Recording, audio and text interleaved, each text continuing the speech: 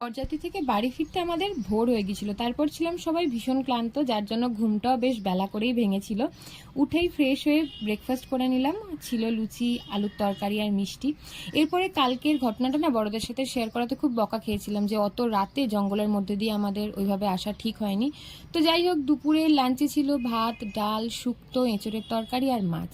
এরপর তো বিকেলবেলা বরকনে চলে এলো। আমাদের নিয়ম কিন্তু সকালে আসার, যেহেতু ওদের অনেক দূরের রাস্তা, ওদের পৌঁছতে বিকেল হয়ে গেছে। আর এখানে বউ তো একদম এক ঝটকাতেই মাছটা ধরে ফেললো। তারপরে শুরু হলো আশীর্বাদ পর্ব। সব নিয়ম শেষে আশীর্বাদ পর্ব মিটলে এবার তো বরকনের ঘরে ঢোকার পালা, কিন্তু আমরা বোনেরা দিদিরা মিলে সব দৌড় আটকেছিলাম। ফাইনালি অনেক বার্গেনিং এর পরেও একটা জায়গায় গিয়ে স্থির হয়েছিল। এরপর শুরু হলো ভাত কাপড়। দাদার বিয়েতে আরো একটা নতুন অভিজ্ঞতা হলো এই ঝাল নাড়ু। এটা বৌদির সাথে এসেছিল। এত শক্ত ছিল যে এটাকে ভাঙতে ছেনি, হাতুড়ি, কাটারি সবই ব্যবহার করা হয়েছিল।